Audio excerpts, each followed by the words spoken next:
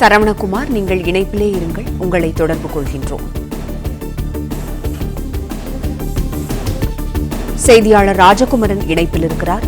ராஜகுமரன், குஜராத்தின் சர்க்ரீக்கை நோக்கி வந்த 3 ட்ரோன்கள் நடுவானில் இடைமறிக்கப்பட்டு அழிக்கப்பட்டதாக தகவல் கிடைத்துள்ளது. கூடுதல் விவரங்களை சொல்லுங்க.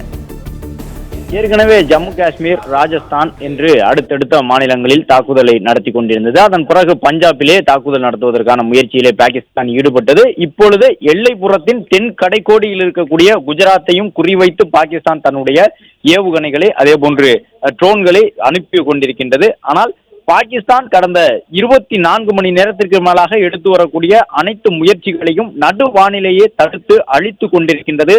நம்முடைய ராணுவம் குஜராத்தினுடைய அந்த சர்க்ரீக் என்று சொல்லப்படக்கூடிய பகுதியை குறிவைத்து வானில் பறந்து வந்த அந்த ஒளிப்பிழம்பை உமிழ்ந்தபடி வந்த ட்ரோன்கள் அனைத்தும் அழிக்கப்பட்டிருக்கக்கூடிய காட்சிகளை பார்த்து கொண்டிருக்கின்றோம். குஜராத் தொடங்கி காஷ்மீர் வரை இருக்கக்கூடிய 3400 கிலோமீட்டர் நீளம் கொண்ட எல்லை கட்டுப்பாட்டு கோட்டு பகுதி முழுவதுமாக தரைப்படை, வான்படை கட்டுப்பாட்டில் கொண்டு வரப்பட்டிருக்கின்றது. குஜராத்தினுடைய ஹஜ் பகுதியை நோக்கி வந்த 3 ட்ரோன்களையும் இந்திய ராணுவம் சுட்டு வீழ்த்தி இருக்கின்றது. அந்த தகவலை பார்த்து கொண்டிருக்கின்றோம். பாகிஸ்தான் ஒரு பக்கம் தங்களுடைய ஆயுதங்களை எல்லாம் அனுப்பி கொண்டே இருக்கின்றது. இந்தியா வான் பாதுகாப்பு அமைப்பின் மூலமாக அனைத்தையும் வானத்திலேயே தடுத்து நிறுத்தி சுட்டு வீழ்த்தி கொண்டிருக்கின்றது.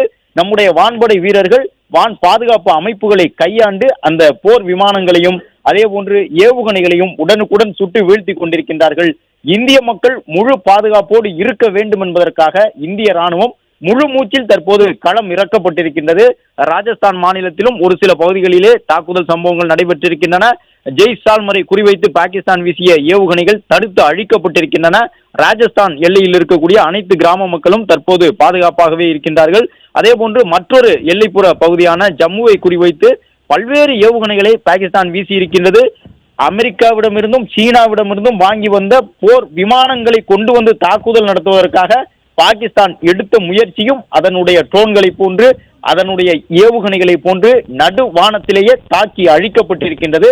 கிட்டத்தட்ட 3 பாகிஸ்தானிய விமானங்களை நம்முடைய ராணுவ படையினர் சுட்டு வீழ்த்தி இருக்கின்றார்கள். நம்முடைய வான் பாதுகாப்பு ஏவுகணை தடுப்பு அமைப்புகள் எல்லாம் செயல்பட்டு 3 பாகிஸ்தானின் விமானங்களையும் சுட்டு வீழ்த்தி இருக்கின்றன என்கின்ற ஒரு தகவல் ராணுவத்தின் தரப்பில் இருந்து வெளியிடப்பட்டிருக்கின்றது.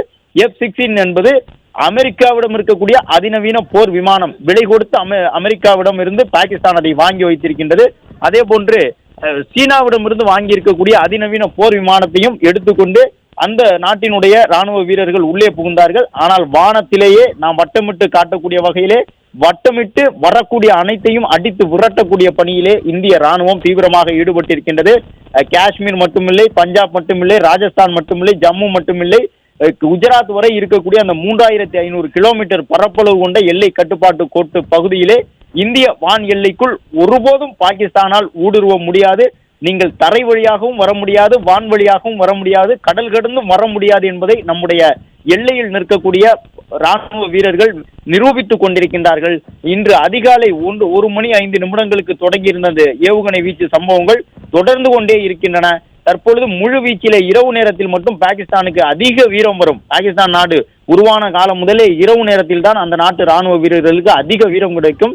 அதன்படி தற்பொழுதும் இந்த இரவு நேரத்தை பயன்படுத்தி போலித்தனமாக இந்திய ராணுவத்தை மீறி ஏதேனும் ஒரு தாக்குதலை நடத்தி விடலாம் என்று துடிதுடித்து அடுத்தடுத்து ஏவுகணைகளை அனுப்பி கொண்டிருக்கின்றார்கள். வரக்கூடிய அனைத்து ஏவுகணைகளும் நடுவானில் தடுத்து நிறுத்தி அழிக்கப்படுகின்றன.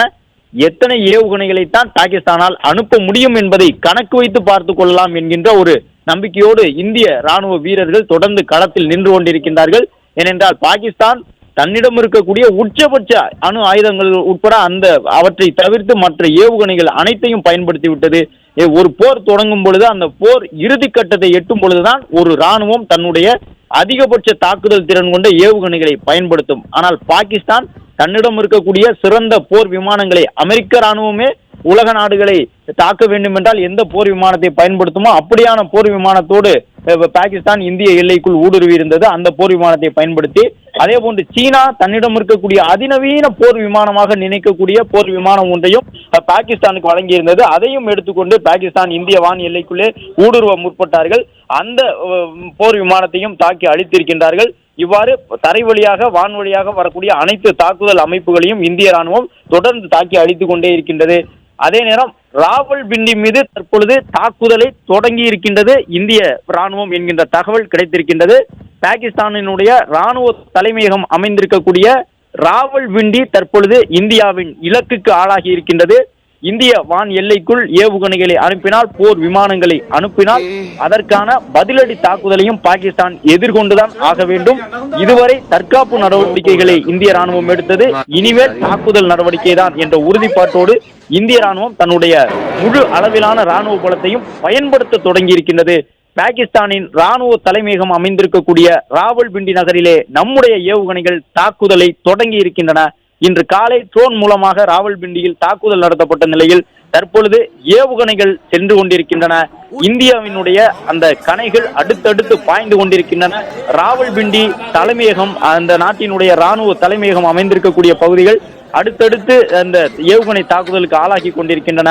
அதே போன்று பதான்கோட் பகுதியிலே பாகிஸ்தானின் ராணுவ விமானம் ஒன்று தற்பொழுது சுட்டு வீழ்த்தப்பட்டிருக்கின்றது. ஏற்கனவே 3 ராணுவ விமானங்கள் வரை பாகிஸ்தான் நாட்டில் இருந்து வந்திருந்த நிலையில் அவற்றையெல்லாம் சுட்டு வீழ்த்தி இருந்த நம்முடைய ராணுவ வீரர்கள் பிளே ஸ்டோர் மற்றும் ஆப் ஸ்டோரில் இருந்து பாலிமர் செயலியை QR கோடு மூலம் பதிவிறக்கம் செய்யுங்கள். செய்திகளை உடனுக்குடன் பெறுங்கள்.